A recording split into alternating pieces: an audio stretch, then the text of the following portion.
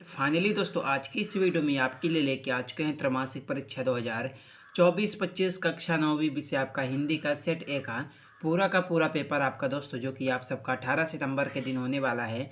आपका MP board के चाहे आपका कोई भी जिला हो दोस्तों, यानी सभी जिलों में आपका 18 सितंबर के दिन आपका विषय हिंदी का पूरा पेपर आपको ऐसे ही देखने को मिलने वाला है। साथ में आपको इसी वीडियो में सभी प्रश्नों का full complete solution with PDF के साथ आप लोगों को बताने वाला हूं। तो आज की इस वीडियो को आप लोग पूरा कंप्लीट तक आप लोग जरूर देख लीजिएगा। तो आप लोग देख सकते हैं दोस्तों, पेपर आपका त्रैमासिक परीक्षा 2024-25 कक्षा 9वीं विषय आपका हिंदी का सेट ए का पेपर है। पेपर आपका 75 मार्क्स का पूछा जाएगा। समय आपको 3 घंटे का मिलेगा। 3 घंटे में आपको सभी प्रश्नों को सॉल्व करना होगा। तो चलिए समय को बर्बाद ना करते हुए आपके इस क्वेश्चन पेपर के सभी प्रश्नों को सॉल्व करते हैं। दोस्तों सबसे पहले आपको निर्देश आपको देखने को मिलेगा, तो आपको इस निर्देश को अच्छी तरह से देख लेना है। तो निर्देश को देखने के बाद इसमें हमारा सबसे पहला प्रश्न नंबर 1 आता है, जो कि आपसे सही विकल्प पूछेगा दोस्तों, जो कि आपका 6 नंबर का आता है। प्रत्येक प्रश्न के लिए आपको 1 अंक मिलेगा। तो इसमें हमारा पहला प्रश्न आपका आता है, वीर गाथा काल के श्रेष्ठ महाकाव्य का नाम है। तो इसमें आपको 4 ऑप्शन दिया गया। पहला पद्मावत, दूसरा पृथ्वीराज रासो, तीसरा साकेत, चौथा रामचरितमानस। तो पहले प्रश्न का आपका राइट आंसर हो जाएगा वीर गाथा काल के श्रेष्ठ महाकाव्य का नाम आपका पृथ्वीराज रासो। क्या पृथ्वीराज रासो है। 2 में हमारा आता है दोस्तों कैदी और कोकिला रचना है। दूसरे प्रश्न का आपका राइट आंसर हो जाएगा कैदी और कोकिला रचना आपका माखनलाल चतुर्वेदी की। इसका चौथा नंबर माखनलाल चतुर्वेदी की है। 3 में हमारा आता है दोस्तों काव्य के भेद माने गए हैं। तीसरे प्रश्न का आपका राइट आंसर हो जाएगा पहला नंबर काव्य के 2 भेद माने गए हैं। 4 में हमारा आता है झूरी के साले का क्या नाम था।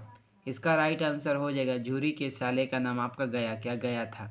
चौथे का आपका तीसरा नंबर आपका राइट आंसर हो जाए दोस्तों। एंड उसके बाद हमारा 5 में आता है विचार विनिमय के माध्यम को क्या कहते हैं। 5वें प्रश्न का आपका राइट आंसर हो जाए दोस्तों विचार विनिमय के माध्यम को भाषा। पहला नंबर भाषा कहते हैं। 6 में हमारा आता है दोस्तों परमेश्वरनाथ रेणु के प्रसिद्धांचलिक उपन्यास का नाम है।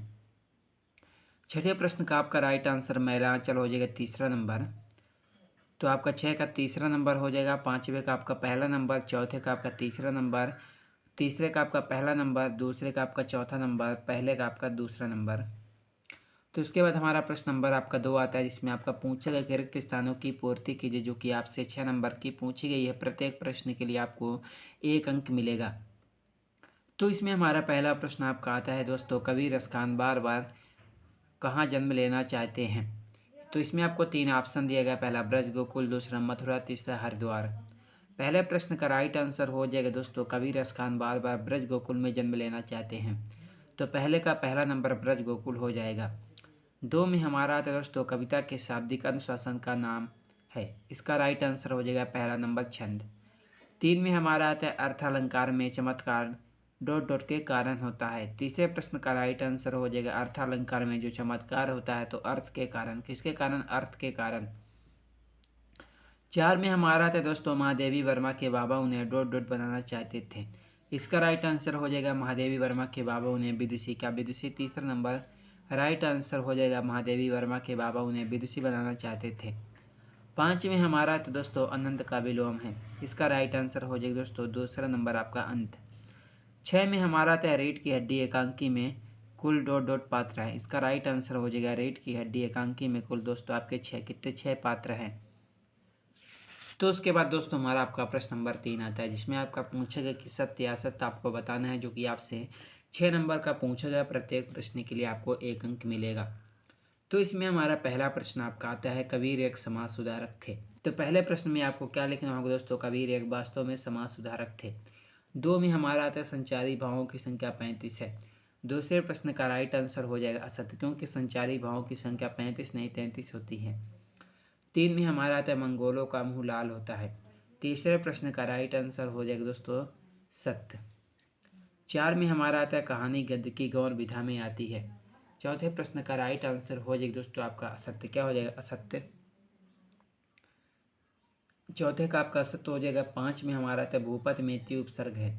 तो इसका आपका राइट आंसर हो जाएगा दोस्तों असत्य। 6 में हमारा आता है लेखिका मृदुला गर्ग की तीसरे नंबर की बहन का नाम चित्रा था। इसका राइट आंसर आपका सत्य हो जाएगा। तो उसके बाद हमारा प्रश्न नंबर आपका 4 आता है, जिसमें हमारा पूछा कि दोस्तों आपका सही जोड़ी बनाकर लिखे, जो कि आपसे 6 नंबर की पूछी गई है। प्रत्येक प्रश्न के लिए आपको 1 अंक मिलेगा। तो इसमें हमारा पहला प्रश्न आपका आता है किल्लतदार। पहले प्रश्न का राइट आंसर हो जाएगा काश्मीरी कवित्री। 2 में हमारा आता है सवैया, हो जाएगा वारिक छंद। 3 में हमारा आता है दोस्तों आग का ततमस। तो तीसरे प्रश्न का हो जाएगा चौथा नंबर अग्नि। 4 में हमारा आता है हरिशंकर परसाई। चौथे प्रश्न का आपका राइट आंसर क्या हो जाएगा दोस्तों? चौथे प्रश्न का आपका राइट आंसर हो जाएगा हंसते हैं रोते हैं। 5 में हमारा था इंद्र का पर्यायवाची, इसका राइट आंसर हो जाएगा सुरपति। 6 में हमारा था दोस्तों भागलकोट। तो छठवें प्रश्न का राइट आंसर तीसरा नंबर कर्नाटका का छोटा कस्बा। तो पहले प्रश्न का हो जाएगा 7वां नंबर, दूसरे का हो जाएगा 6वां नंबर, तीसरे का हो जाएगा चौथा नंबर, चौथे को हो जाएगा दोस्तों आपका 5वां नंबर, 5वें को हो जाएगा पहला नंबर, 6वें को हो जाएगा तीसरा नंबर। तो उसके बाद हमारा प्रश्न नंबर आपका 5 आता है, जिसमें आपका पूछा गया कि निम्नलिखित प्रश्नों का उत्तर आपको एक शब्द एक वाक्य में देना है, जो कि आपसे 6 नंबर का पूछा गया। प्रत्येक प्रश्न के लिए आपको 1 अंक मिलेगा। तो इसमें हमारा पहला प्रश्न आपका आता है गाँव में शहरी मेहमान दामाद की तरह सज धज कर कौन आए। तो पहले प्रश्न में आपको लिखना होगा मेघ यानी बादल आए थे। 2 में हमारा आता है दोस्तों प्रबंध काव्य के भेदों के नाम लिखिए। दूसरे प्रश्न का राइट आंसर हो जाएगा प्रबंध काव्य के 3 भेद हैं, पहला खंड काव्य, दूसरा महाकाव्य, तीसरा आख्यानक गीतियाँ। 3 में हमारा आता है दोस्तों श्यामचरण दुबे ने किस विश्वविद्यालय से पीएचडी की उपाधि प्राप्त की थी। तीसरे प्रश्न का आपका राइट आंसर हो जाएगा नागपुर विश्वविद्यालय से। क्या नागपुर विश्वविद्यालय से पीएचडी की उपाधि प्राप्त की थी। 4 में हमारा आता है दोस्तों रचना के आधार पर वाक्य के कितने भेद होते हैं। चौथे प्रश्न का आपका राइट आंसर हो जाएगा दोस्तों रचना के आधार पर वाक्य के 3 भेद होते हैं। तो इसका हो जाएगा दोस्तों चौथे प्रश्न का आपका 3 हो जाएगा। एंड उसके बाद हमारा 5 में आता है दोस्तों लेखिका मृदुला गर्ग की परदादी ने मंदिर में जाकर क्या मन्नत मांगी थी। 5वें प्रश्न का राइट आंसर हो जाएगा लेखिका मृदुला गर्ग की परदादी ने मंदिर में जाकर यह मन्नत मांगी थी कि उनकी पतोहू का पहला बच्चा बेटी ही हो। 6 में हमारा था इस जल प्रलय में पाठ में बाढ़ के पानी को क्या कहा गया है। तो इसका राइट आंसर हो जाएगा मृत्यु का तरल दूध। क्या कहा गया? मृत्यु का तरल दूध। तो उसके बाद दोस्तों हमारा आपका आता है प्रश्न नंबर 6, जिसमें आपका पूछा गया कि पद्य साहित्य के इतिहास को कितने कालों में बांटा गया है। इनके क्रम के कालों के नाम लिखिए 2 नंबर का। तो उसके बाद हमारा आपका हाथ में आता है नई कविता की कोई 2 कवियों के नाम एवं उनकी एक एक रचना का नाम। उसके बाद 7, उसके बाद 8, उसके बाद 9। तो उसके बाद दोस्तों आपका आता है 10, उसके बाद 11, उसके बाद 12, तो उसके बाद आपका 13, 14, 15, 16, तो उसके बाद 17, उसके बाद 18 आता है दोस्तों। तो 18 के बाद आपका 19 आता है। तो 19 के बाद आपका 20, 21 आता है। तो उसके बाद दोस्तों आपका आता है 22, उसके बाद 23। तो दोस्तों आपके क्वेश्चन पेपर में टोटल 23 प्रश्न पूछे गए हैं दोस्तों। तो आई होप आप लोगों ने सभी प्रश्नों को याद करके सॉल्व कर लिए होंगे। और कहीं पर भी आपको डाउट होगा तो कमेंट बॉक्स पर कमेंट आप लोग ज़रूर कीजिएगा। चलिए मिलते हैं किसी आपसे नेक्स्ट वीडियो में।